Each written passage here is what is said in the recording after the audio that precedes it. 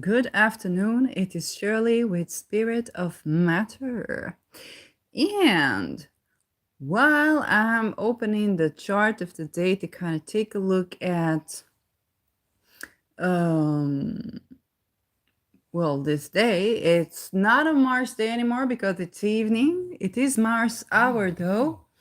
That means it's a Saturn night. Or if we take the alternative ruler, I don't remember. um, but if you want to take a look at the alternative rulers, there's Christopher Warnock episode about that, of night, alternative night ruler. The ascendant is ruled by Venus, with Venus in the 4th house, 13 degrees Leo. And the midheaven is ruled by Capricorn, is in Capricorn, 24 degrees, ruled by Saturn in Pisces retrograde, Saturn in Pisces in the 11th. And indeed, I'm talking about the figure in the medical health industry that's breaking the big pharma market, or at least that is what the marketing that I heard about them was. Luna is in 24 degrees Leo. Yes, 24 degrees Leo, separating from a square to Uranus on the 22nd degree of Taurus, retrograde. Jupiter is in Taurus. Mars in Libra, in 10 degrees Libra. And yeah, Mercury, retrograde in Virgo. Lilith in Leo still, the end of Leo. That's the chart for the beginning of this episode. And now, without further ado, let's first take a look at who is this Mark Cuban. So we're gonna go. It's American businessman, investor, film producer, and television personality. He is best known as the owner of Dallas Mavericks, co-owner of 2929 Entertainment, and one of the main sharks of the ABC reality television Shark Tank. So he was born in Pittsburgh, Pennsylvania, and began as selling garbage bags to running newspapers during a strike. So when I hear that, before I even take a look at the chart, selling garbage bags to newspapers. So I'm hearing Pluto, Mercury. So Pluto rules garbage, recycling, trash, basically. And Mercury rules newspaper. So it can either be a Pluto Virgo personality, so Pluto in Mercury sign, or another, or he would have a Mercury to Pluto aspect, whether harmonious or hard aspect. So Mercury, our thinking, news, media, trade, and Pluto, recycling, in-depth psychology, power, transformation, and of course, garbage. Okay, so what we deem as trash, what we throw out, it comes back in a different form. So he graduated from the Kelley School of Business in Indiana University and embarked on a diverse business career that included founding MicroSolutions and Broadcast.com, both of which he sold at substantial profits. Okay. So basically we have this story about the person that is supposedly told as a self-made person, which is probably not the case. Learned in university, and became a businessman, okay, founder of businesses. Cuban's investments span various industries from technology and media to sports and entertainment. He has been a prominent figure in the NBA, known for his active involvement with the Maverick and frequent disputes with the league's management. Outside of business, Cuban has gathered nobility for his philanthropy, political commentary, and involvement in reality television. Okay, so this is the picture of the person. He was born on July 31. July 31 make him Sun Leo, and in 1958, Pittsburgh, Pennsylvania, which I believe already makes him a Virgo Pluto. Like I said, that Mercury-Pluto thing. Co-owner of Mustang, Texas. Okay. So the way, let's look at the political activity, because the way I got into this person was by a short of a lady. I think she's a lawyer, and she talked about the healthcare industry. And you kind of see a girl going to pay for a medication at the pharma, and she's charged $200, and she says, "Well, it doesn't look reasonable." And she's told, "Well, it was $1,000, but we paid $800 for your insurance paid $800. It is $200." And she said, "Well, I'm only going to pay the $35 for this." The person who would sell her the drugs says, "How come?" And she says, "There's this company by this person, and they are buying it directly from the big pharma and then selling it with only 15% marginal profit, while you do 300%." Okay. And so this is how I said I have to see who is this person, who is this founder. Of course, the problem with big pharma is not only the pricings, and I talk about stuff like beta blockers and the fact that we have a cure for cancer that is not invasive and not well, it is invasive because it's a drug, but it's not a torture the way they do now. They torture. If a person has cancer, they go through torture, which is chemotherapy. Okay, they don't have to go through this. Even people who has terminal cancer, they can take a drug that causes remission, no pain at all, and the funds stopped at the research the minute people began to be healthy. The people who were a part of the experiment, they returned into their death. They were terminally ill. When they stopped taking this medication, they returned into their death. Now, I don't know a lot about this medication. Is it something that they expect people to take chronically, which already tells me that there's something better? Is it something that they take for a while and they can let it go? Of course, there is the holistic aspect that we should not ignore in any ailment, but for sure it is not chemotherapy, and for sure they don't have to take beta blockers, which basically cause the autonomic muscles like our intestines, our heart, and our brain to stop contracting. Okay, when a person has a heart attack, the muscles contract, and that is how you know you must rescue this person on time. And if you do, their life is saved. But if you don't recognize this on time, they die. If the muscles don't over-contract, if they don't contract, which is what beta blockers do, the person just dies. Okay? And you can't say it's from the pills. Okay? So there is another problem that we have with the pharmaceuticals, with the medical profession in general, but this one is addressing the pricing of meds. So and which is another problem, is the accessibility. Even if we had the good drugs, then we had the money being made over the heads of people for life-saving drugs. So Cuban is an admirer of author and philosopher Ayn Rand. Okay? And he said about the novel The Fountainhead, "It was incredibly motivating, encouraged me to think as an individual, take risks to reach my goal, and responsibility for success and failures, and I love it." His political views have leaned towards libertarianism, held a position at the centrist Unity 08 Political Organization Advisory Council. We're gonna need to look deeper into that at some other time. And he posted an entry on his blog claiming more taxes to be the most patriotic thing someone can do. Okay, this is something that I want to explain to you, regardless of whether you're leaning left, leaning right economically. From a political perspective, there is something called the curse of the natural resources. Okay?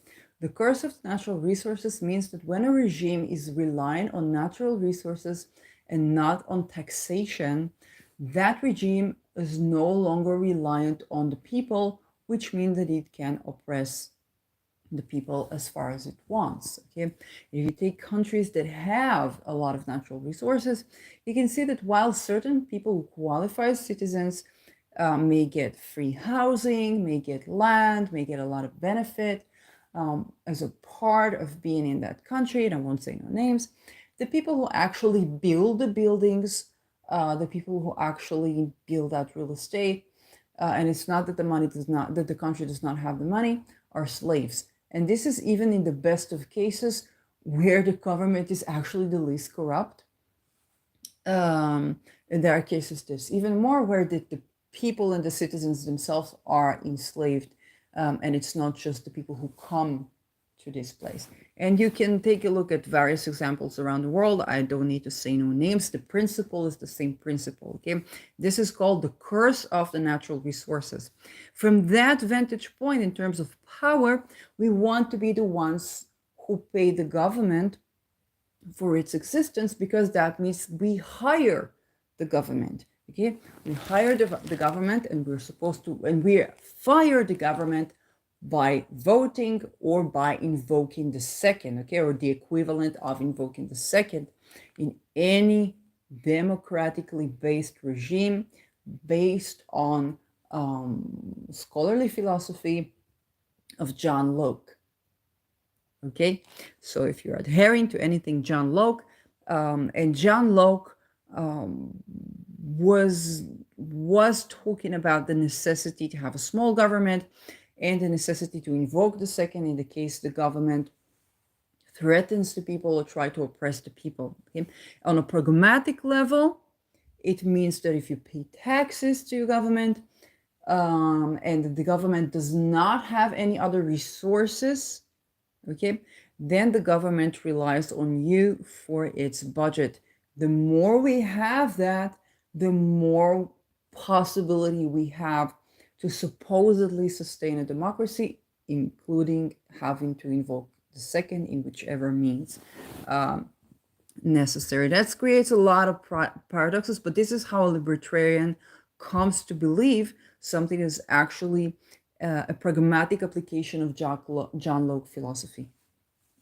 So, in 2012, Cuban donated $7,000 to political campaigns, with $6,000 going to the Republican Senator Orrin Hatch of Utah, and $1,000 to the Democratic California Congressman Zoe Lofgren.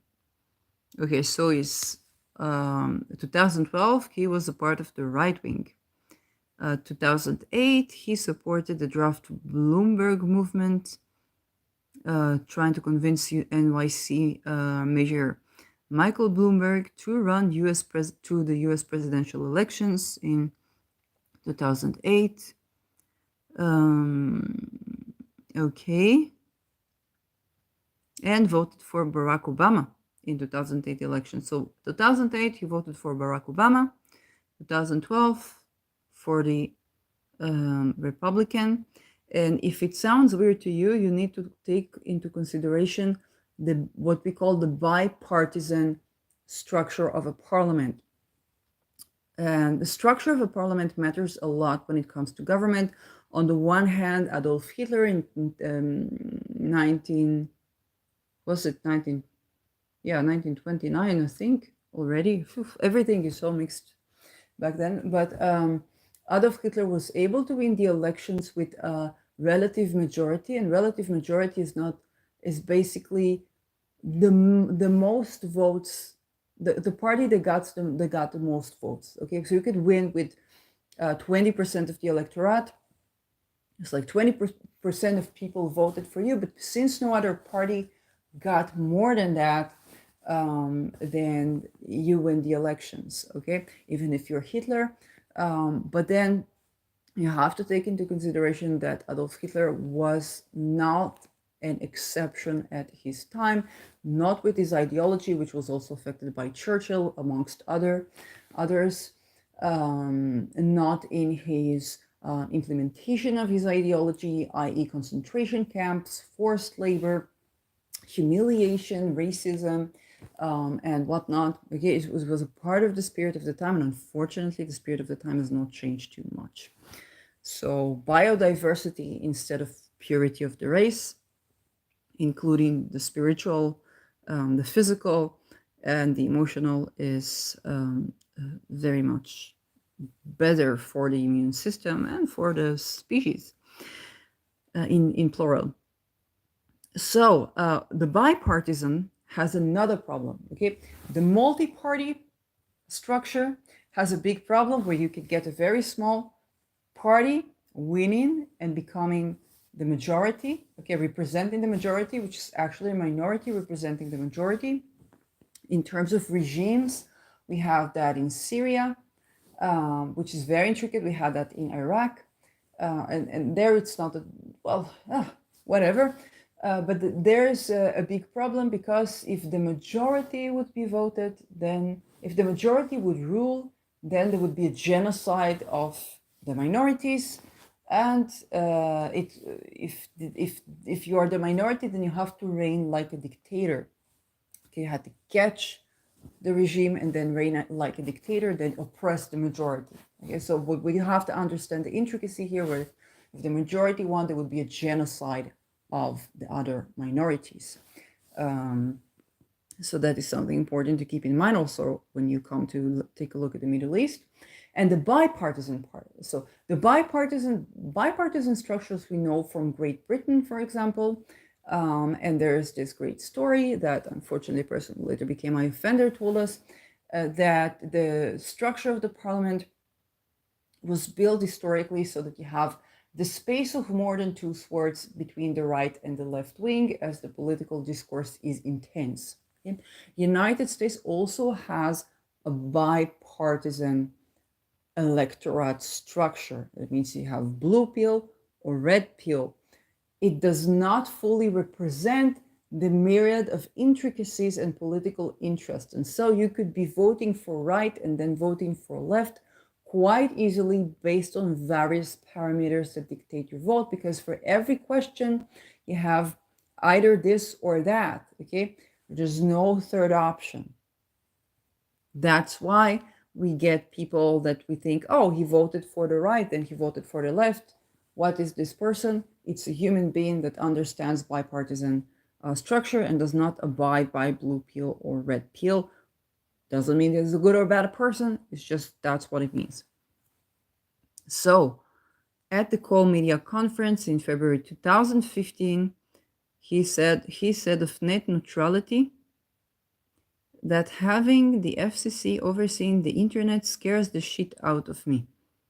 Okay, it's basically talking about the 2015. We know that I think Trump was it the time when Trump was blocked from Twitter or Facebook? I don't know. He formally endorsed Hillary Clinton in 2016.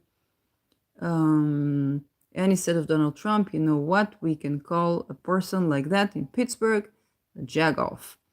Is there a bigger jagoff in the world than Donald Trump? Now you must understand that Hillary Clinton and Donald Trump were not strangers. Okay? When you think of lobbying, Donald Trump was a businessman, still is a businessman. So that's another thing to put into this factor. So we have this little bit of a image variation on the imagery. November 2016, November 22, Cuban met with the President-elect Trump's key advisor, Steve Bannon, according to the reports. Okay, so we have May 2020. Let's get to the recent stuff. He voiced his support for Joe Biden. In 2021, joined Wall Street Bets Ask Me Anything forum with of millions of community members and field users' questions. Okay.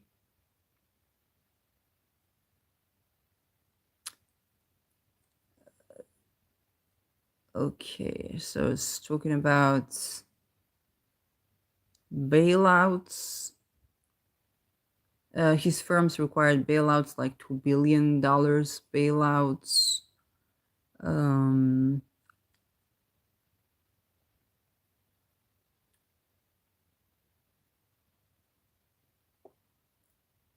Cuban, in the AMA session, Cuban publicly called the trust of the United States Security and Exchange Commission into question, as well as the capability of zero commission brokerage firms like Robinhood that restricted retail traders from purchasing GameStop shares and other short stocks, which he said crippled demand. So he had a problem with Robinhood, if I get this correctly. Although Robinhood is the most libertarian thing that you could do. Okay? But, okay. The Robinhood story, if you remember this, it's basically you pop a bubble. Okay? You buy a lot of stocks and you sell them. Okay? You pop a bubble. You create a bubble and you pop a bubble in a way that interferes with the bubble creation, with the bubbles creation and popping of whoever is the fiscal elite of the time. So you just do the same thing that they do, but on different intervals. Okay, let's talk about what we had with Bitcoin.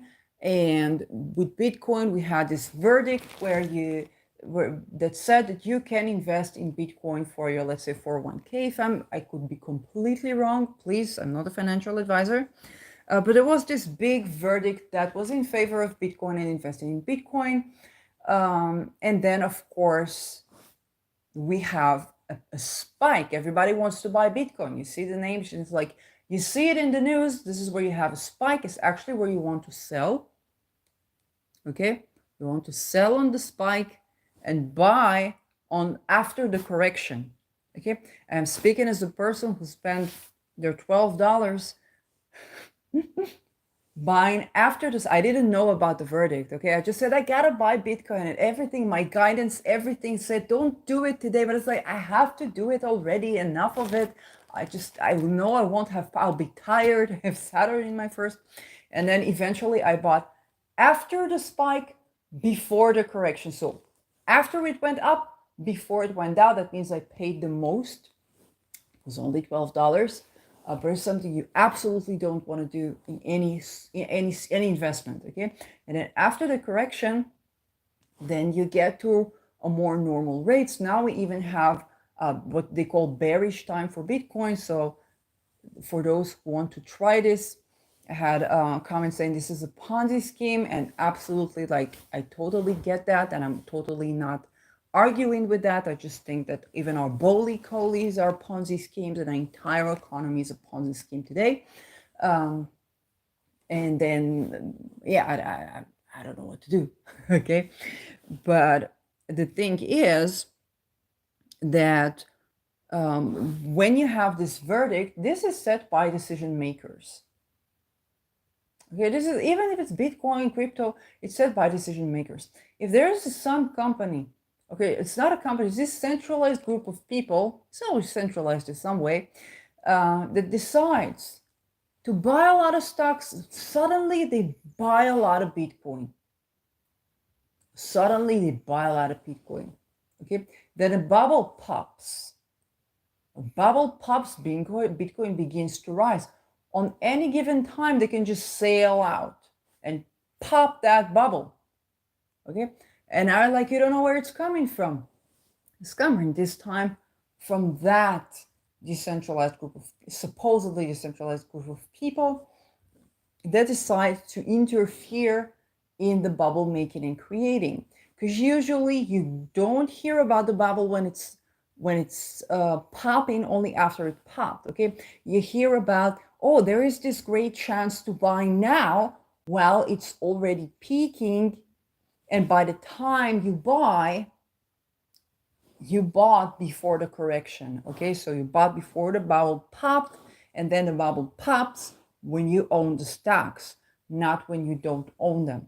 Okay, and that is how bubbles are created and played with. The same people who tell you there is an invisible hand and nobody can engineer the economy, those are the people whose invisible hand belong to, and they're very much engineering the economy. And they do it with the natural resources as well, as we've seen in recent events in recent places. Okay, we have a supposed natural disaster. Okay, natural disaster is a matter of frequency, temperature, density, okay, and frequency, temperature, density, and velocity mixed in together, the frequency of whichever wave you choose, the velocity as a temperature, and then you inject it. You could do this chemically as well, because chemicals. Okay, what's the notion of chemistry? Okay, chemistry. This is the thing about chemistry. This is one serious episode. The thing about, I should do another one for this one. The thing about chemistry, what is a chemical reaction? Chemical reaction is basically telling you, it's like a frequency of matter. Okay, if light frequency is basically the frequency of a wave dictates, the intervals of this, that you have within the wave, basically dictate the color that you see. Of course, also the frequencies in your brain. But you have, let's say, blue, green, and those are different wave frequencies, okay, different light frequencies. Okay?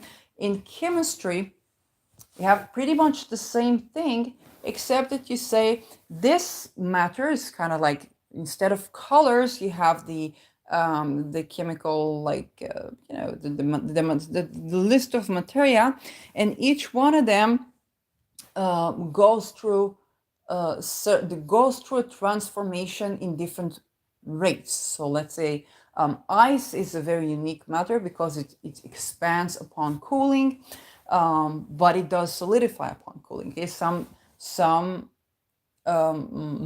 forms of matter will turn into gas in this or that temperature. Okay, and that makes it also how we have like an electron separating, and how do you turn O1 into O2 into CO2. Okay, the breathing is basically a chemical produced.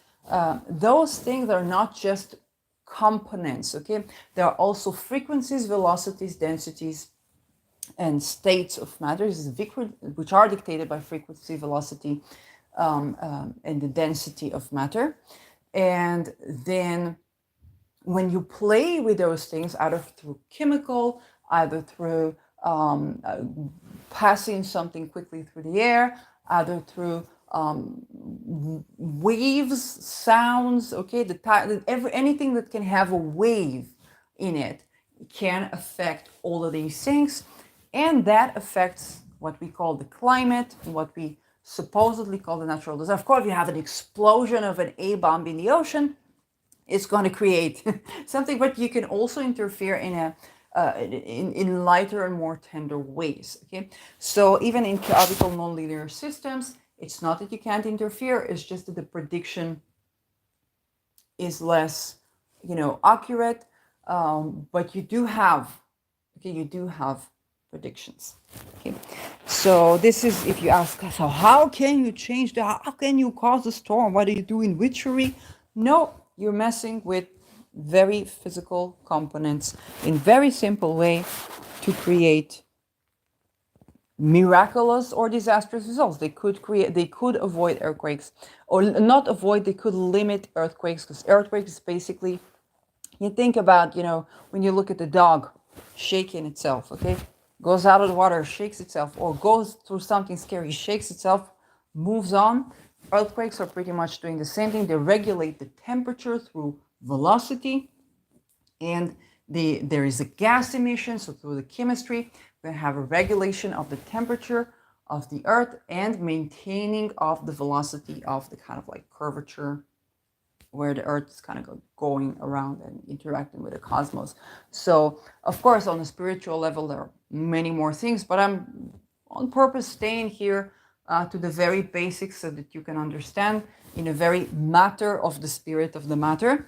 How is it done? Why is it done? What could have been done with it? And I'm speaking as the person who tried, when I was in academia, I was trying to actually get the good stuff done with that. But lo and behold, I was giving, fainted looks. People who are dark skinned turned white next to me, so I made people look like ghosts. But but eventually it is used, it is practiced, and unfortunately in very controlling way of the population. This is pure science. It's not even anything magical, anything. You ask me, maybe you could do something magical astrologically to tend to that. Probably you can. Probably that's what you should be doing. So yes, now that we talked about how bubbles are raised and pop not only in the economy but also in the weather, and how those affect our politics and affect the trade, we understand that Robin Hood was not really doing anything that is not done. Okay, that does not say Robin Hood was Robin Hood. Okay, I don't know, but that's something we need to keep in mind. Kind of like read it with criticism. Cuban's advice to Reddit users was to hold GameStop shares if they could afford it in anticipation of additional short sales by Wall Street firms, but ultimately acknowledged that the odds were stacked against them and to use it as a learning experience. Okay, so this was the GameStop, okay, the Robin Hood story, for those who remember it. So he talked about his trading technique. And of course, we cannot. He said he's optimistic about blockchain trading as more efficient, transparent, and trustworthy form of trading for retail traders in the future. Okay, when a person like this tells me he's optimistic about blockchain, then when somebody like this tells you they're optimistic about you, you need to pray to God very strong. Let's say, let's just put it like that. October 21, Cuban said that he supports making the minimum wage a living wage. Okay. And again, when a person like this says something like this, you should be very concerned. Not because it's not a good goal, okay? But then it's about the pragmatics of the system. How does it work? When a libertarian person tells you that they wish to make the minimum wage a living wage, you understand that you can no longer explain this by what, the be partisan or be partisan. There is a dissonance there between what he says he believes in and what he practices. Okay. Fallen Patriot Fund.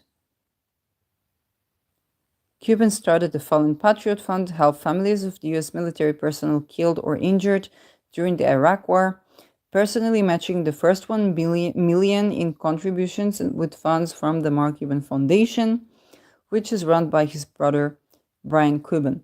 So here is another case when money goes from one pocket to the other pocket, and that all depends on the mercy of the person who holding both pockets, if they wanted to cycle through your wallet as well. So yeah, speculation of presidential run. So there's that thing going on. Okay, maybe I'll run for Speaker of the House. It's 2015.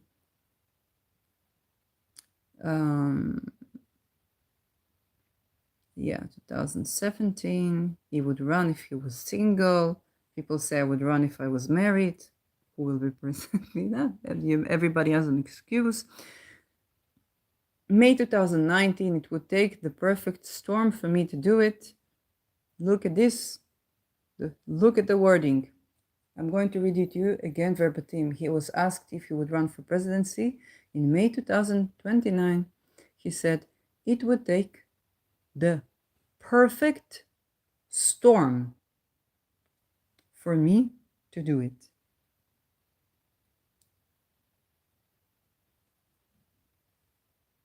That's all I'm saying. June 2020. Interview with CNN, former Obama advisor David Axelrod revealed that he seriously considered running for presidency as an independent candidate. Okay, again, so he wants to provide the third option in a bipartisan structure. Okay, he says, I got the money to do it. Mhm. So, yeah.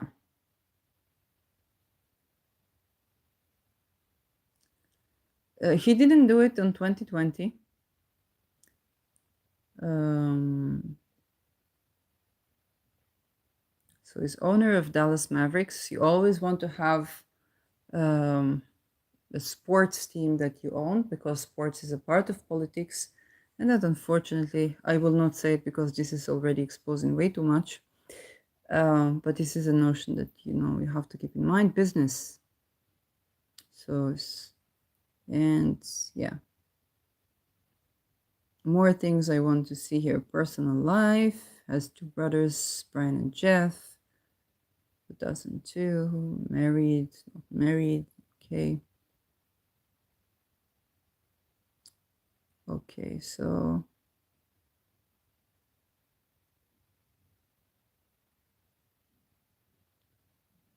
okay, and again, of course, he also did what every member of his generations did, and that was groping a woman when she posed for pictures with him. So, of course, he was not the one shiny light knight of armor in a sea of people who closest thing they knew how to touch a woman is without her consent.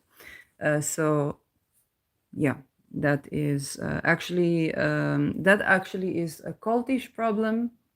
And whenever you have a hierarchical structure, so if let's say the king or the cult leader or the religious leader or the guru that they go to on their Sunday church or on their retreat, yoga retreat or whatnot, if that person, let's say, I don't know, likes, we had the mayor in some southern city in Israel that he liked fountains. So there's a fountain in every city. But he also liked gays, so there is a gay parade. Then you have a king who liked solar farms, okay, like the king of Morocco. The king of Morocco survived the Arab Spring with his solar farms and changes he made for the kingdom. Now it's a bit of a problem. He won't accept aid from the outside world. It's not just Israel. He won't accept any aid from the outside world. And some people criticize him. This is like, I don't know how to interpret that. But there are many reasons for somebody to not desire to go into this. There are many reasons for Morocco to be attacked as a country, and there are many reasons for the head of the state to not desire to play into this. We're going to be needing of help from the world game when we're already a developed country. It's not an ego thing; it's a survival thing. Okay. So we should turn our gaze to Morocco, and I will definitely try to an episode about secrecy part. So that's one thing that was going on.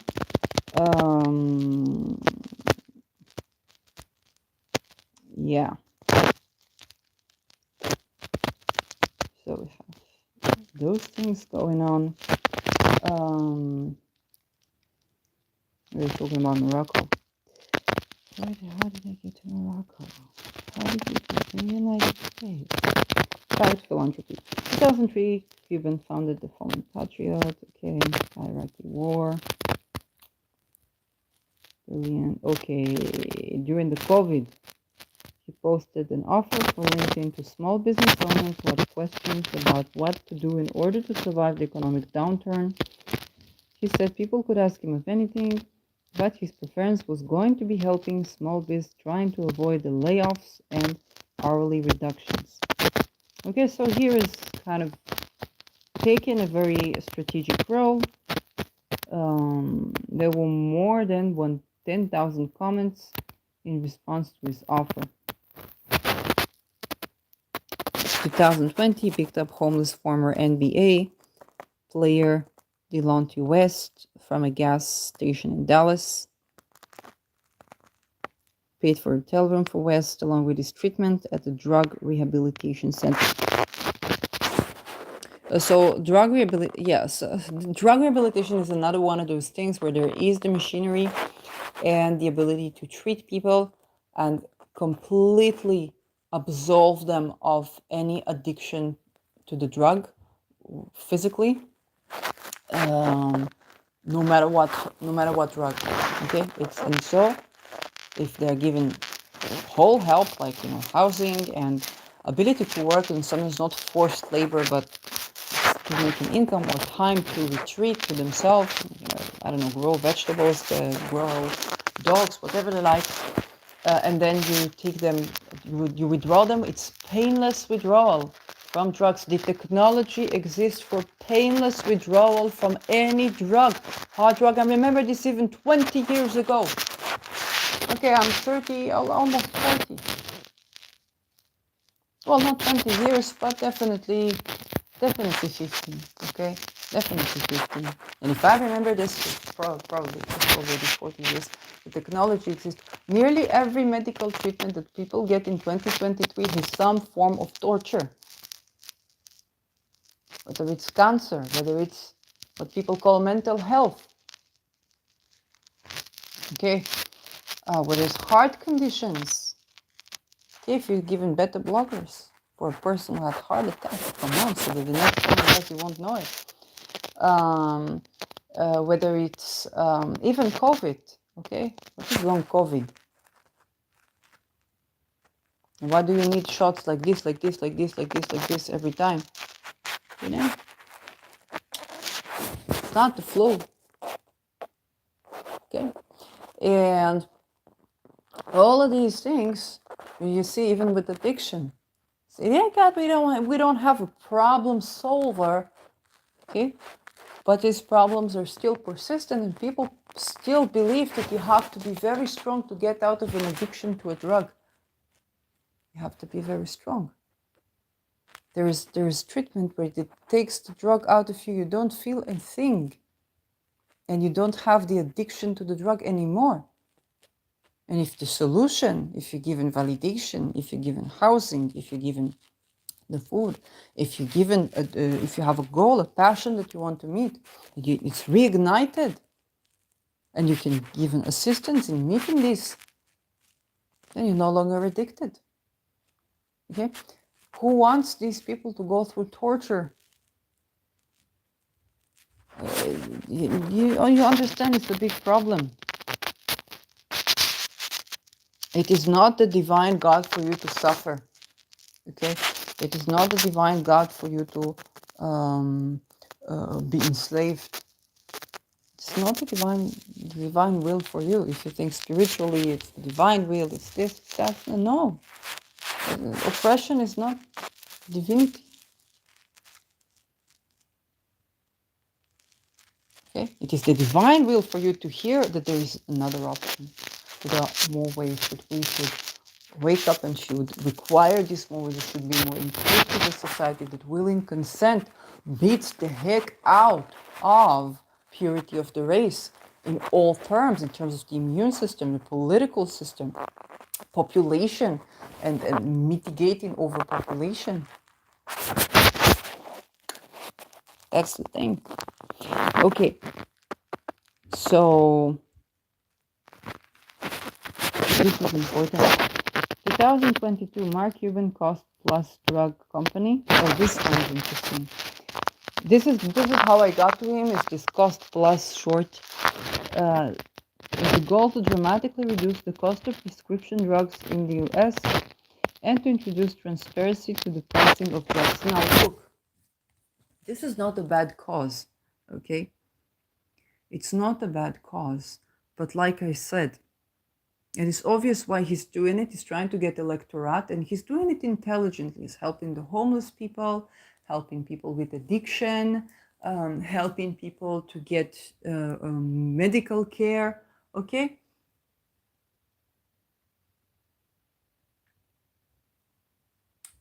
This is one fragment of an entire picture that have way more colors.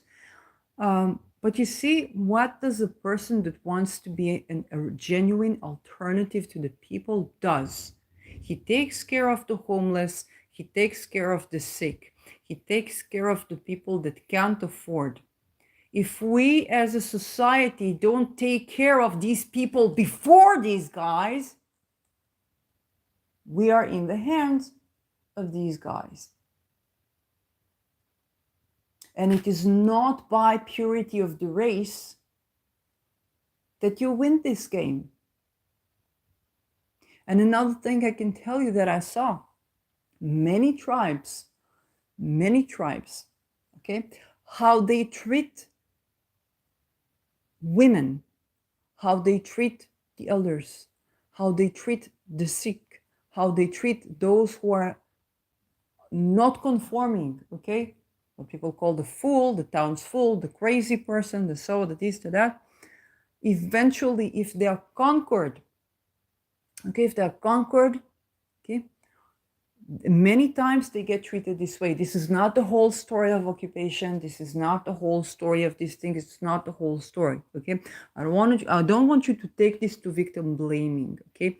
What I do want you to pay attention is that what we think will destroy us, that is taking care of those that we deem weak in society, is actually the antidote to extinction.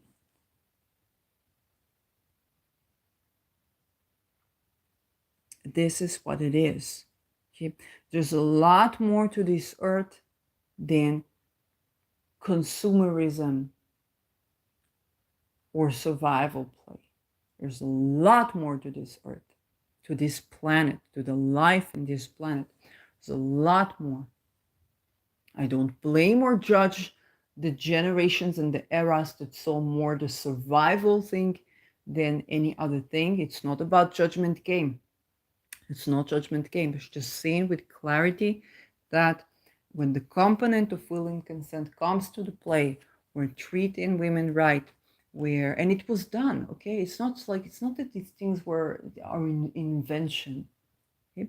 But when we treat those who are marginalized in society, the sick, the crazy, the homeless, for some it is women, for some it is men as well, okay? So everyone, when we treat them right as a society, and this is our job with Pluto and Aquarius, is to learn how to do this, then we are much stronger, okay? And there's nothing that eats us from within. And so it's easier to stand in our power. You get what I'm talking about. So you think, oh, if I will take care of the weak, I will not have for me. But the fact is that you will have not only for you, but you will have also, and that weak person that you think is weak, because you're not dependent on them being weak, then they can grow. So, yeah. And so we have this was the plus. So it's reducing the price of certain medications, so it will be more accessible for more people. Now you understand, let's say you are Pfizer, and there is this pharmacy network buying from you and raising the price by 300%. Okay? As long as they buy from you, it's okay. Then there is this person that buys from you and they raise the price by 15%. Fine, more people buy from you. Okay, you have no problem. Pharmaceutical are not threatened by this initiation. And so to fumble with the pricing, this is a small thing, and it's something that can get you to win an election. We, the people, need to be aware of this. Because if we don't care of these people first, then anybody can win an election on us like this. Oh, they give life-saving drugs with 50% marginal profit instead of 300. Oh, this means I can buy this. I can pay $35 instead of 200. I don't have 200, 35. Maybe I can pick. Maybe somebody can help me. If somebody from the party comes in and assists, there is also a fund. Okay? Whom are you going to vote for? And it is not the blame of the people who need to save their lives to whom they vote. It's we, the people, that need to make sure that we A, assist, and B, look at what is in the drug. Okay, it's we the people. Because when we marginalize people, they will go to the sector, they will seek help from above. And whoever from above offers them something to save their lives, they will vote for them, even though it's a bubble. Okay, because we the people did not give them more assistance. And it's true that the people are oppressed and so on and so, but it's one thing also to understand, even if you are oppressed, don't hate on refugees. And I tell this story time and time again. When I was in a shelter in Netherlands, there were the European people, vluchtelingen, okay, and there were the opvang. Okay, there were the people who are refugees, and then there were the people who are homeless in Europe. The people who are homeless in Europe were said it was COVID, and the shelter was for COVID. They were asked to go out at 9 and come back at 5 in freezing cold.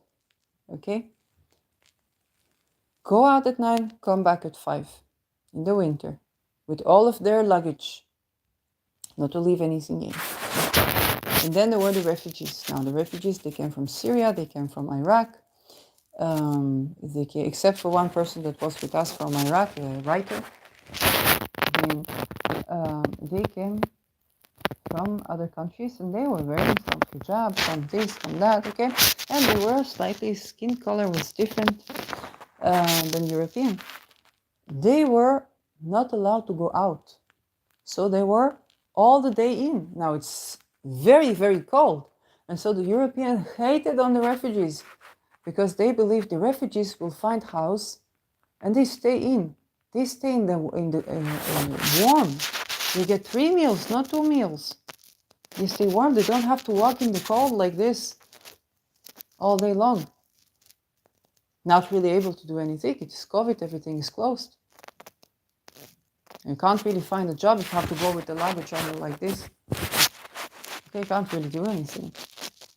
So actually, if there was a chance for you to find a job, you can't do it because it makes sure that you won't be able to get out of being homeless. Okay, and so instead of taking a look and seeing how they separate the people and the people that they don't want, making Amsterdam less attractive to tourism, they put inside. Okay, Ukrainian vluchtelingen, now they put them on ships. Okay, both for space issues, but also for other things. And the people that are the European, they look European, they have European passports, or they don't look, that like outsiders, so they've been here for a while, then they make them go in the street. They make them go. They're not a problem. They look like tourists with all the stuff that they carry. Okay, so it gets you to a point where people are very easily hating on each other instead of taking a look at what's happening. Okay. It is up to us to pay attention to these things, even if we are oppressed, as much as we can, to pay attention, because they're going to try to get us to fight against each other. Okay, when blue pill fights red pill, who wins? The lobbies that fund both pills. So it's very easy, very simple to understand.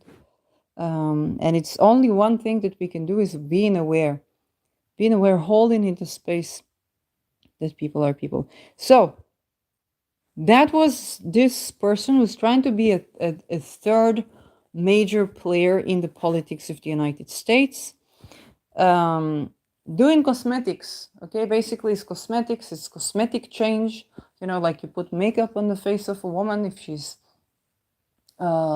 looking a certain way, it's going to accentuate it, or if it is bad makeup, then it's going to make her look less attractive. But if this is not a woman but a country, then you put makeup on the country It can look one way, it can look the other way. You still have to touch the essence. And the essence is the medical care itself. Um, Out of that will stem the pricing, but that is another topic. So, this is the correct planet. Now we want to go to. No, this is something else. Mark Cuban. This is Mark Cuban chart. We don't have an ascendant. So, we have the moon in the vicinity of Chiron in his chart, opposing Uranus. And we have Jupiter with Rahu here in Libra. And this is a very interesting because Rahu in Libra is very close to where it's now. And Ketu in Aries. By the way, has Ketu on my Mercury. So this person that I was called in to take a look at his chart has his eclipse nodes, okay, around Ketu in Libra and Aries. Has Lilith in 17 degrees Aries. Jupiter on 24 degrees Libra is conjuncting the fixed star Spica on which the eclipse is going to take place in Libra. Neptune 2 degrees Scorpio. Pluto in the first degree of Virgo. Back then it was already separating from Regulus, okay? Regulus was in 29 degree, I think, of Leo. So it's not that he's not Regulian, but it's already 1 degree Virgo. Mercury in Virgo conjuncting Pluto, so he has a double Mercury, Pluto, not only Pluto in Mercury sign, but it's conjuncting Pluto. This gives us a person that we cannot we rather not underestimate the depth of thought that he has, okay? And this Pluto is very well aspected. It is trining Mars in 6 degrees Taurus, right, the vicinity of my Venus, and sextiling Neptune. That means that Mercury sextiles Neptune. This person is able to have depth, eloquence, and follow through to what he says. Okay. All in all, not a bad trait to have. It's a very powerful trait to have. The only issue here is there is this Neptune-Mars opposition. Mars is separating from this opposition. This can create action. Well, his actions are more supported by Pluto than by Neptune. It can add to the illusion. It can add to him acting in a certain way, or he's thinking in clarity and he's acting in a way that has less clarity. Unfortunately, it can give issues with boundaries as well. So when we talk about like roping a woman or something like this, then unfortunately that Mars Neptune can do that. Oh, by the way, also be the victim of that, regardless of his gender. This person definitely could have been the victim of like boundaries,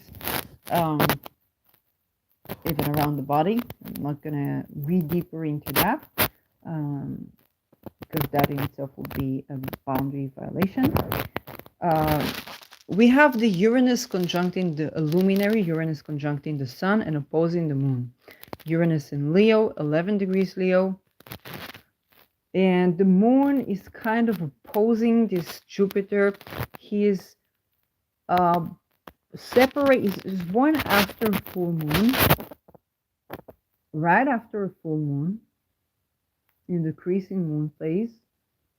And not only that, right after a full moon that was opposing Uranus and applying to oppose Uranus upon the moon leaving the full moon phase. So this is not an eclipse child. Again, it's not an eclipse child. We can see by the lack of vicinity between the nodes and the lunations. Okay, like I'm an eclipse child. I have the Sun in Taurus, the Moon in Cancer, and the nodes in Gemini and Sagittarius. As you can see, the vicinity where there was an eclipse, and then I was born. Okay, for me it was 11 days. before another eclipse, but you can see the vicinity here. You can see there's a full moon, but you can see that the nodes are on the axis of Libra and Aries. It's not close to Leo and it's not close to Aquarius. Okay, so it's not an eclipse child. This means that eclipses are not going to play that fated role in his life. We can outrule the role of eclipses in making his life more determined than chosen. So, at least as far as eclipses go. Yeah, so his Uranus is harshly aspected. It is squaring Neptune very largely, but there is a formation, separation from the square to Neptune.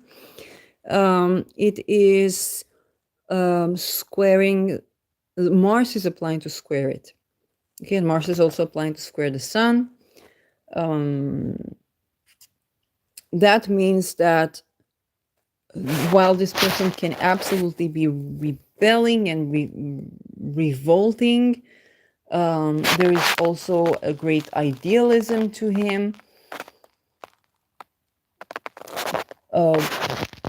But it's very challenging to make his actions A, predictable, B, dense enough to make a favorable impact. Okay, he can make an unfavorable impact, but it's very difficult, although he is supported by Pluto and Mercury. So there's something that both dissolves and sways. Okay, just sways his action. So the strongest outer planet in this chart is Pluto, and that makes this Mercury, in terms of outer planets to inner planets, a very potent Mercury. That, at least in his speech, in his actually trade, but anything that requires an action receives also the side effects. Okay, just like this company. Okay, he reduces the pricing of big pharma drugs. Okay, but to make beta blockers more accessible might murder people. Okay, it's absolutely not the intended, like with this particular one, is absolutely not the intended. Like I would totally buy that he just is not intending to murder masses of people. But the desire to make basically a very wise fiscal transformation has side effects where you don't know what you're doing in terms of the actual medical care. It's a very challenging position. Okay, it's very difficult to make an outer planet moves that covers all fields. Okay, it's the difficult of politics as well, especially of the types of regimes where we are voting and we are participating. And it's not because we are stupid, it's because you generally need to be a polymath to understand the implication of something, but then being a polymath already puts you at a very ableist position, even in relation to the people that you represent. It's a big issue. It's a big structural issue that we deal with worldwide, and it's not for nothing that we had eras and eras of empires and kings and democracies and tyrannism and tribes and cities and Medinas and whatnot. So there is an intricate. It is a lot.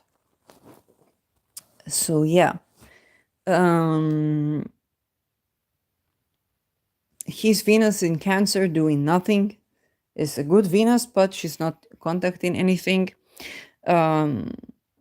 She is ruled by the moon though, and the moon here is applying to sextile Saturn. Saturn in Sagittarius retrograde, ruled by Jupiter. The moon does apply to trine Jupiter, but also does Chiron. The moon is applying to conjunct Chiron. Okay, so Moon is Saturn ruled. Moon is in Aquarius. Um, it's an interesting chart.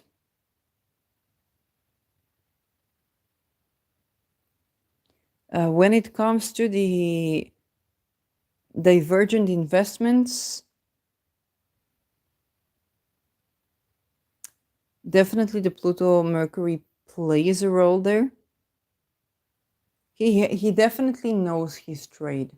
Okay, what he might not predict is the medical implication, Neptune, and to assess revolution correctly. Okay, he has an inclination towards changing things, to have like this great ideology. He definitely wants to rebel against leading figures, to change leadership. Sun Uranus gives us a person who sees Uranus very closely and wants to be a revolutionary leader, performer, leader. Entertainment industry, changing the entertainment industry is also noted here.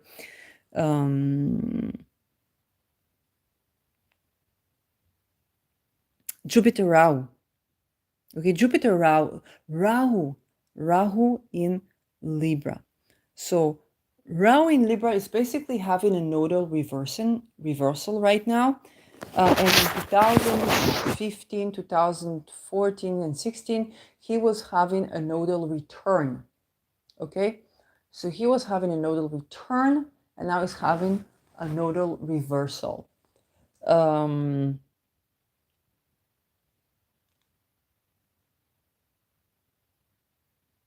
His Ketu is Mars ruled, which gives us an extra annoyance to that Mars, because Ketu rules where we were and where we care about others more than ourselves. Think about, you've already been there, now you care about the youngsters. So it can have a lot of good implications to have Mars in the vicinity of that which he rules, Ketu. But it also means that when it comes to action, this is less. Action, drive, this is less.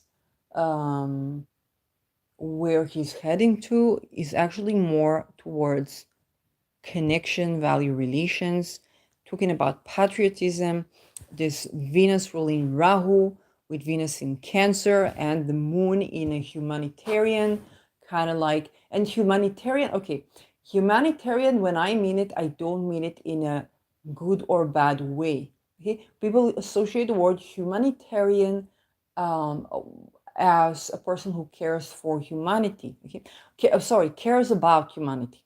Okay, is true, but a person who is favorable for humanity is not necessarily the case.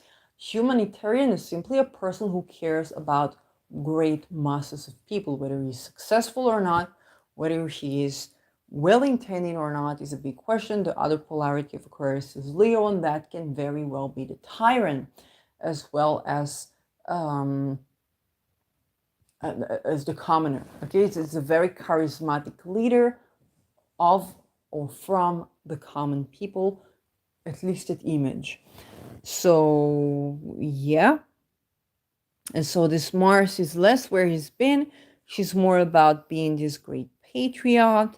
But look at this Venus, she's not doing anything in the chart. She's ruled by a moon in Aquarius. He may feel patriotic, but there's something that's not going anywhere. It doesn't mean that he won't be in a high position in society.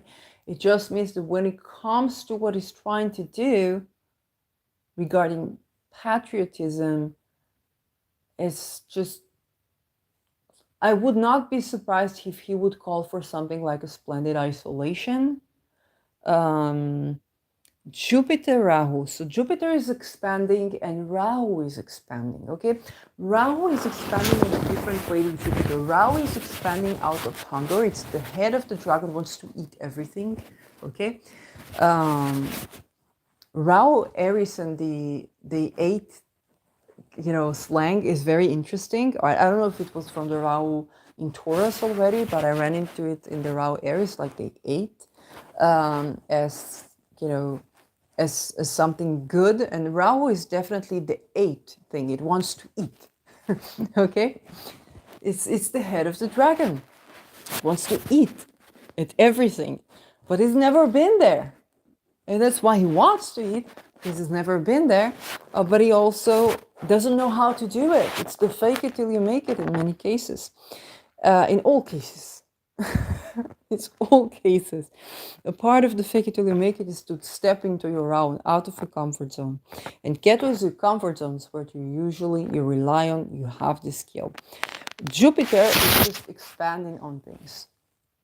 So Rahu is hungry, and Jupiter makes him even more hungry. Jupiter Rahu is, when you have a Jupiter Rahu, we recently had it in Taurus. Jupiter Rahu is a very, very outer-worldly experience that is the excess of excess. Okay? So Jupiter Rahu in Libra is the excess of accumulation of wealth, because Libra is the trade, optimism around trade. Libra is trade, optimism about heuristics, okay? Optimism about relationships and women as well. Okay, so unfortunately, this one could mean that he idealizes the desire of another person to be with him, and with this Mars, not really seeing the boundaries. So this can happen. Or a person have a lot of relationships, which I think wasn't his case. So this is a great conjunction. There is a trine to Chiron here, however. So perhaps this great optimism heals something around being a part of the people, or even a certain mother wound, okay? Because the moon here is applying to this Chiron. So that would make him more prone to develop his Rahu. Okay, if where your Ketu is really uncomfortable, then and your Rahu is, if the carrot is really big and really orange, okay, and the stick is really frightening and really primordial, then you go towards the carrot as much as you can, more so than other cases where the carrot looks kind of like, is it a carrot? Is it edible? Can I eat it? Will I ever be able to grab it? It doesn't look, why should I chase the eternity? And then you have the stick that's kind of like, get out of here. Get out of here. Go. You see there? Go there. Get out of here. Go. You've been here enough. Go there. Okay? There's more like the stick. Then it's kind of like you're being kicked out of the old reality so that you can go out and develop yourself. Or alternatively, if the carrot is really big and really orange and looks really tasty, then you just want to go there. And this is the perhaps only optimistic thing about Jupiter Rahu, is that it really makes you want to go there. Now, when you have this Chiron with the moon, it means that whenever you want to feel emotionally safe, you kind of like, that's uncomfy, and you want to go to Rahu. So he definitely wants to go where his soul is heading, and that alleviates a lot of his moon Chiron stuff. Okay, a lot of emotional vulnerability perhaps is mitigated by actually connecting in a different way, in a more Venusian way. And Venus is not in a bad situation being in Cancer. Okay, it is a water sign, it's the sign of the moon, it's a nice, she's receptive to the moon is receptive to her, but she's not making any aspects. And that kind of tells us that in terms of connection, there is this intricacy and the desire to create connections, but kind of like, and Venus is also ruled by the moon, so anything Venusian kind of brings him back to that moon that he's like There's a wound there. And so it makes it very difficult also to be in a relationship, because any relationship would remind him of that wound. And wound Chiron is a wound. Okay? It's emotional vulnerability, maybe even from the mother or something like this. And so that also pertains to being a patriot. It means that he desires to serve the country. He desires to lead the country, desires to be a revolutionary leader. He might even desire to or believe he has ability to do something with worldly affairs. But whenever he gets there, whenever he gets close, poof, that wound is, that Chiron wound is coming up. He's older than 50, so he's past this chironic wound. He's probably healed a lot of it by now, but it definitely can show up a person that can be a bit of a late bloomer here, which indeed he is. Will he get to a key position with the United States?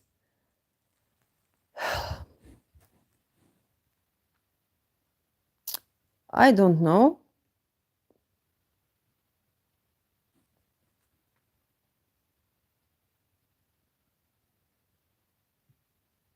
Well, the image of the United States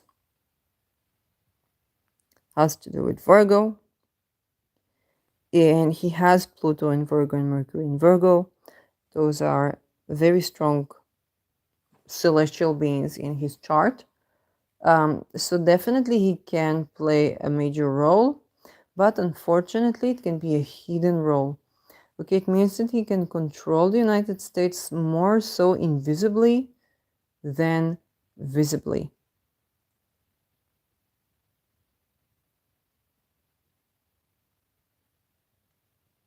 Yes, he can control the United States more so invisibly than visibly. It means that he's probably able to play a major role in the regime of the United States. Okay, the 10th house for a country is the ruler, the leader, and he's a hidden ruler and leader. And it seems like he's trying to step into the stage. Okay, he's doing it in the 9th house in Leo.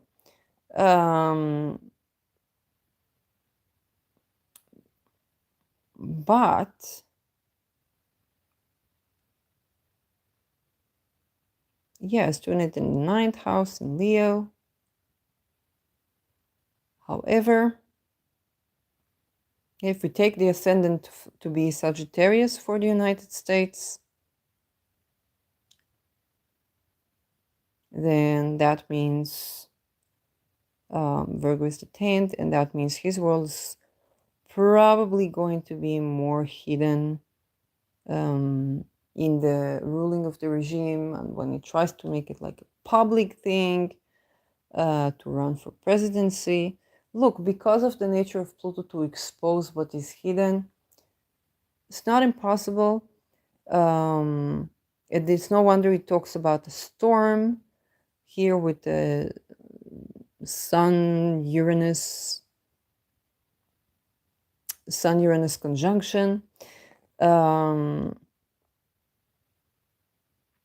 Right now, is there something triggering it? I don't know. Like, he's definitely having a nodal return. He's not an eclipse child. That tells me that I don't know his ascendant, unless he's a Cancer or Leo ascendant, which would mean he's ruled by a luminary, and that would make him more affected by eclipses. He's having a nodal return, which will affect his career. And probably if the path entails trying for a third option, then he might do it. But the third option here is with Ketu. So Ketu is ruling this third option with Aries. Aries is when you have two options, you make a third option out of it. And this is Aries. Okay, it's the innovator. Libra is more like a balancing act. He may have a hidden role of a balancing act of the finances in the United States.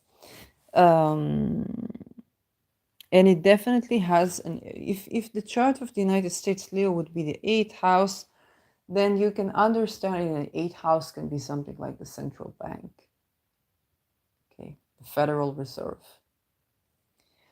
So if I get it correctly, is how I would delineate it. You can argue with me. Um, uh, I'm not unteachable. But the thing is that him bringing this Uranus Sun into the 8th house of the United States kind of tells me that he's going to play a significant role also when it comes to the Federal Reserve, if he indeed, you know, does something. But because of the nature of what he's doing in the 10th is hidden, and because Pluto and Mercury are the strongest planets that he has here. Okay, Pluto is with Mercury. Its depth of being able to be both trustworthy and informed of all the trickery. Okay, Mercury has the ability to be trustworthy. When you pray, when you do Orphic hymns to Mercury, I learned the Orphic hymns from Christopher Warnock, then you have the word Mercury trustworthy. Okay, you have cunning, trickery, and so on and so forth. Mercury trustworthy. And so Mercury has the ability to be trustworthy. Pluto is going to the core of something and transforming from the core. And look at all these topics I touched even without looking at his chart. While I'm talking about the person that has the energy of a Pluto-Mercury conjunction. Okay, I literally explained the core of chemistry to you. Again, talking about frequency and waves. Okay, you see? It's like the person is like a talisman. You run into this talisman, so you get this energy, and he has the core of chemistry. The core of chemistry is basically, but it's also the core of trade. I also explain the core of trade to you, and how the core of chemistry and the core of trade correlate to natural disasters and political events. Like this is literally what he do. So again, I'm not saying this person is good or bad, but yeah.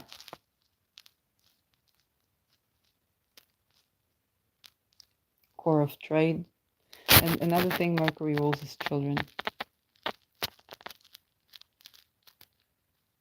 I don't know. Because Mercury is well placed, is strong in its home, and it's well placed. Okay, it's well aspected, it's well placed. Can we have asteroid for this one?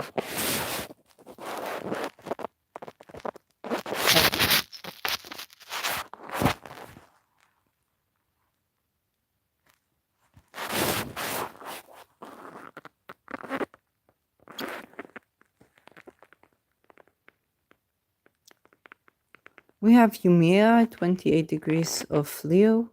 We have Ceres in between Mercury and Pluto. And this is a small chance to give a shout out to the parody account, Empress Atlantis.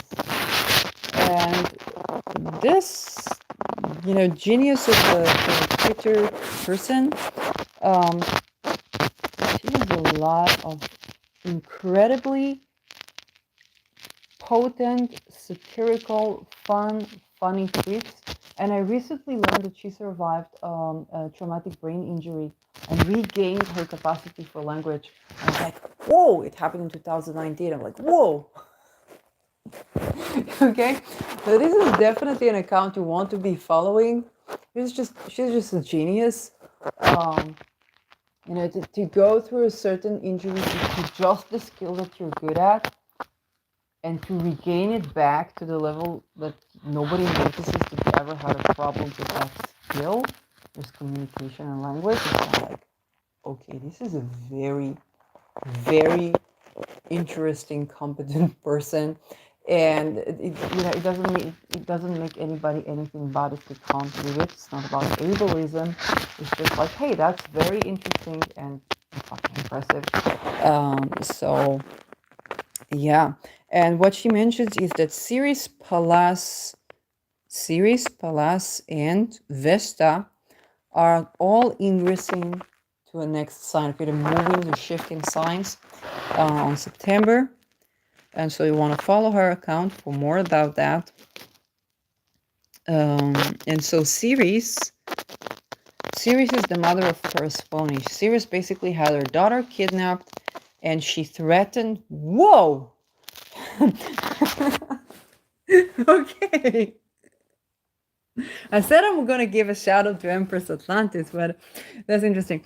Okay, Ceres basically had her daughter kidnapped by Hades and raped, and then she was Persephone would be 6 months with him, but Ceres, she made the entire earth not yield any crops. So the entire soil became unfertile for 6 months. This is basically the goddess of the seasons, the changing seasons, probably the equinoxes. I don't remember the particulars.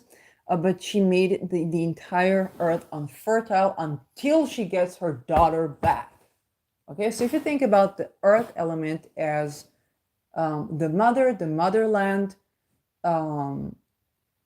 then the earth not being fertile until the kidnapped children who are raped and trafficked and turned into soldiers and so on are returned. Okay, and so the end of the story with Ceres was that Persephone would live 6 months with Hades as the queen of the underworld, and then 6 months come back to Ceres. And so the 6 months the land is infertile, and this is basically told to explain us the story of winter. I don't know if it pertains to the Kali Yuga or the Golden Ages. Like this is something that or the Yin Yang. Like I don't know, but the thing is, why did I say wow? Because this person, even before I saw a series there, I said he's doing those things to the climate. Okay, because with chemistry you can change the climate, that changes the trade, it is affecting politics. So he's one of the people who's doing that. And I was like, but why is he doing that? Because Mercury and Pluto are in a good position. Okay, they're sextiling Neptune, yes. They're trining Mars. Mars is in Taurus. It's not strong in Taurus. It's harshly aspected. But the thing is that Mercury and Pluto themselves, Mercury is in its home sign. With Pluto is deeply informed, but there's something going on here. Why is this man doing that? Why would he do these things? And Ceres, what did I tell? When Ceres had her child kidnapped, she says the entire land will go unfertile until my daughter returns. Okay? And so I don't know what is his story. Unfortunately, Mercury, Pluto, hard aspects, and conjunction is a hard aspect. They can mean, because Mercury rules children and Pluto is tremendous power and transformation. When you conjoin a child and deep transformation or taboo topics being exposed to a child, you understand that a trauma can definitely ensue. That being said, Mercury Pluto is also very deep and inquisitive, and perhaps dealing mentally. The way to deal with trauma is through learning another language, or while it may affect the linguist. If you're thinking about me, yes, I have Pluto Mercury opposition. Yes, I have weird accents. Yes, I have Chiron in Mercury sign, which adds to the flair. So I can't tell you what is Chiron, what is Pluto. So yes, I am a Pluto opposition Mercury, and I'm a survivor of child weird stuff. Very privileged among the survivors. I'm here talking to you, but it is true that I'm a part of the statistics, and you can see that my voice changing. I haven't heard him talking, but the thing is that it could be something that happened to him as a child. I don't know regarding his life, like if he has children, had children. Not gonna look right now. But the thing is that it's a Ceres story. Okay. there is something going on here that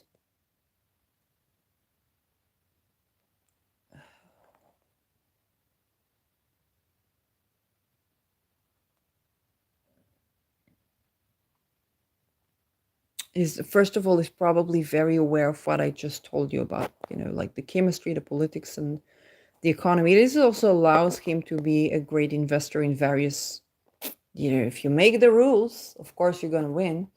But the thing is that this series, and then there's Humea right next to his Pluto. I will refer you to Victor from Astro Victor about Humea. And I will not say anything more. Just look for Astro Victor about Humea. Again, we all have to work with the algorithm and not against ourselves here. So I'm just referring you to the resources, which is both a collegial thing to do, and we'll separate the word Humea from what I have to say about Humea by another party. Here's how we hack the algorithm, basically separating the message into compartments. So this is one big thing that's happening in his chart. He has Ketu with Sedna. Sedna. Okay, so Sedna is an Inuit goddess. It is a good time to honor Sedna. Sedna is now in Gemini. For him, Sedna was still in Aries. And Sedna is it takes, I think, 1200 years just around the zodiac. And you can understand, and it's not a regular. She spends like 1,000 years in, I think, Sagittarius, and the least amount of time probably. I don't remember. Okay, but the thing is, Sedna is an Inuit goddess. If you wonder what is Inuit, surely, then the Inuits live in Greenland and as well in Alaska, okay? And I know the word that you know, and I will say it. There is a word that is called Eskimo. It's actually not accepted by Inuit people because it was referred to them as a derogatory, which I didn't know. Okay, we just learned Eskimos, but no, it was referred to them as derogatory, and they're basically Inuit. Okay, so Inuit, and they are living in Greenland, and they are living in Alaska and probably other places. If you want to know more about Inuit culture or about Greenlandic, specifically in the Greenlandic culture, you can go to Q's Greenland. Q's Greenland, it's a channel in YouTube by a local person who is Inuit, and there are more people who are in Inuk that have YouTube channels, so you can learn more about the culture from the people who actually live in it today. So, in Sedna is basically the goddess of the creatures of the sea. She's the goddess of the sea. And her story was that she was sold by her father. Okay, she didn't want to marry anyone. And eventually her father probably was getting old, and he wanted to make sure someone will take care of her, so he sold her to a person. This person, of course, mistreated her, and she tried to escape, and her father cuts off her hands, basically cut off her fingers, cut off her hands, depending on the story, and she sinks into the underworld. She sinks into the sea, becomes the queen of the underworld.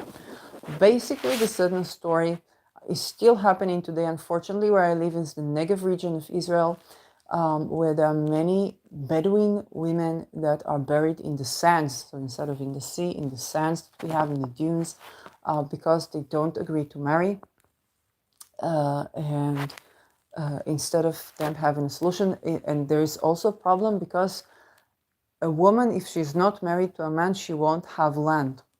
While originally in Islam, women have their own land and their own bank account, and their husband must give them money, but also they must not know how much they have in the bank, and they have no ownership of the land of the woman that the woman has, whether her husband is with her or abandons her or something, if he dies or becomes sick. And this is a way to ensure that women are protected in Islam. Okay, so when you think about women oppression, you think about Islam, it's not the same thing. Islam is not inherently women oppressive, it's just how it's practiced. And so because the more women a man marries, it can only do 4, but the more women he has right to more land, then if he shows that he can support these women, then men are encouraged to marry up to 4 women. Originally, what it was by Muhammad, showing that the widow, the disabled woman, or woman dealing with disability, the single virgin woman, and the woman who is, I think the woman who is not a virgin. Okay, it was, or the woman who is not originally from the tribe. There's just 4 types of women that were considered unwed by Judaism, by Christianity, and then came Islam, then came Muhammad and said, no, these women, you can wed them and you can marry up to 4 women. And for each one, you get, the woman has to get the land, basically. And if you can support these women, and you're encouraged, you're getting more and more honors when you do that, because you basically are helping both these women and yourself. And so the women that were previously exiled in society and had no properties that whatsoever, and were even considered disrespectful, kind of like they couldn't live on, now in Islam they became wed. Of course, this has its pros and cons, because what happens in practice, it's not exactly those type of women that the men marry, and it's not exactly that the men can hold 4 relationships and be in love with 4 women and support them and everything is fine with you. So it's oppressive both to the men and women in many cases. That's one thing. And it means that unfortunately there are still women who, if they say, I don't want to be married, I don't like this man, I don't get treated well by this man, this is not the life I want, they can find themselves murdered in the sands. So they are our Sedna stories. And Sedna is basically the story of betrayal by a father figure and later by the spousal figure. Having Sedna with Ketel, it means that what this man is familiar with is betrayal.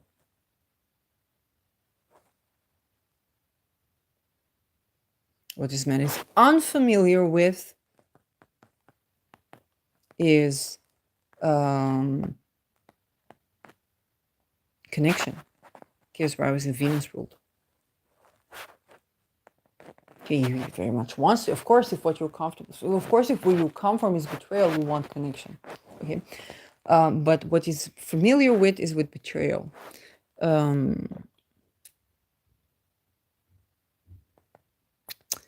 Sun is this Pallas, or is this full? Yes, this Pallas. Sun is with Athena Pallas in Leo. And Athena Pallas is Xena the warrior. Okay, it's not the Xena the warrior Aries, but Athena Pallas is basically kind of like a righteous feminist.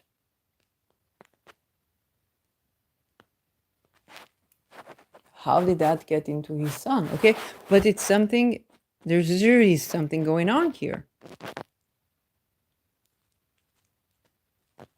So all in all, it's like there are light points to this person. There are things that he's concerned about that are even to do with women. And yet, it is not impossible that he indeed groped women. Okay, so you can see that this is the genuine desire to do something in favor of women and the familiarity with the experience of betrayal alongside incidents of violating the boundaries of women. And the possibility that his boundaries was violated as well. So this is the intricacy that we have.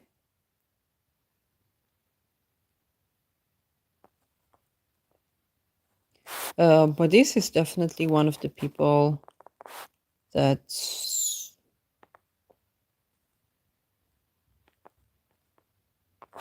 that is very much informed. It could be the case that he tries to cause a certain awakening with what he's doing. He tries to, or consciously or unconsciously, but this time probably consciously, cause a certain awakening.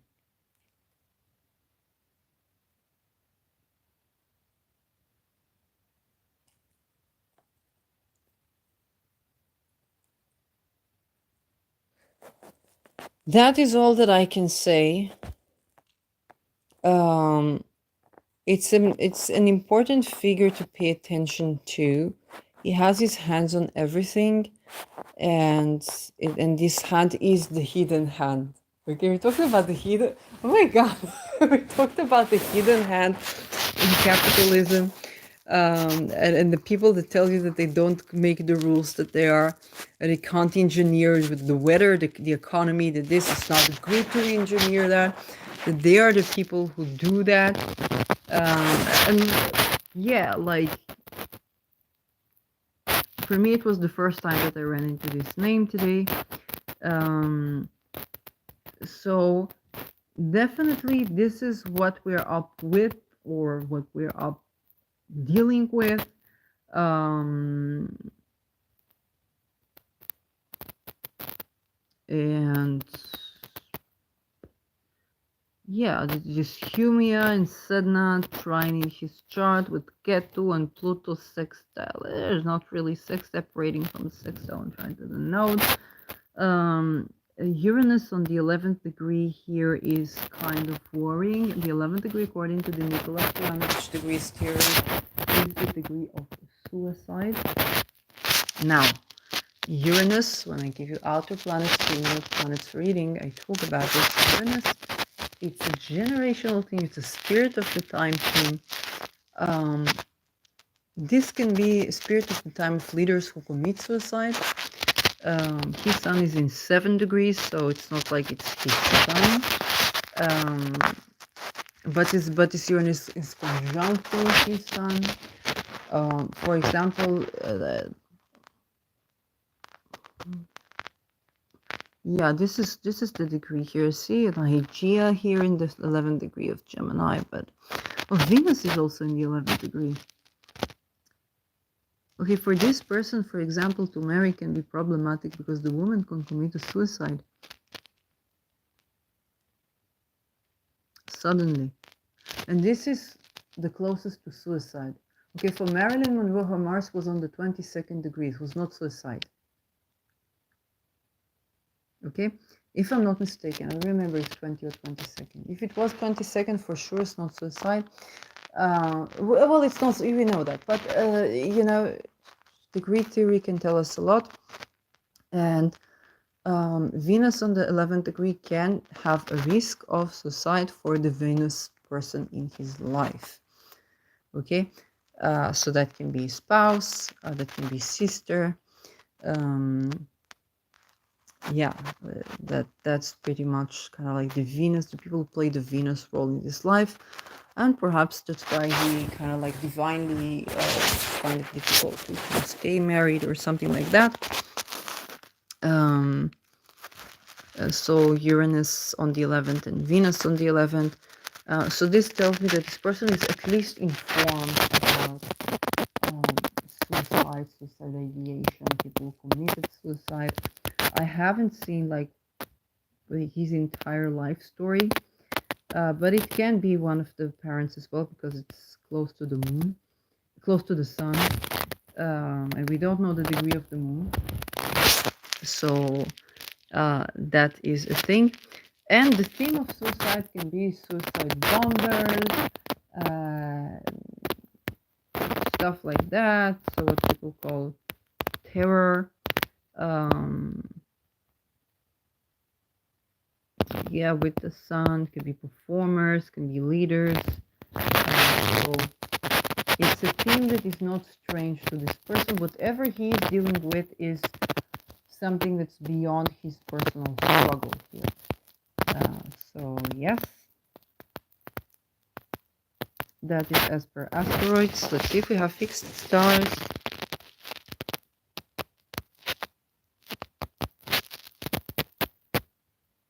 Natal chart. Let's see it is. Well, we talked about Spica. We talked about Regulus. There's the Ketu at Andromeda. Okay. Mars here still in Andromeda. Leo. And Venus.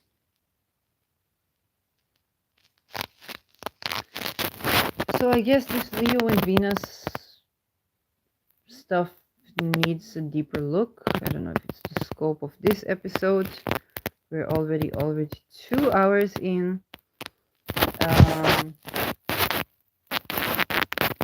Very interesting. Very interesting. It's definitely a person to pay attention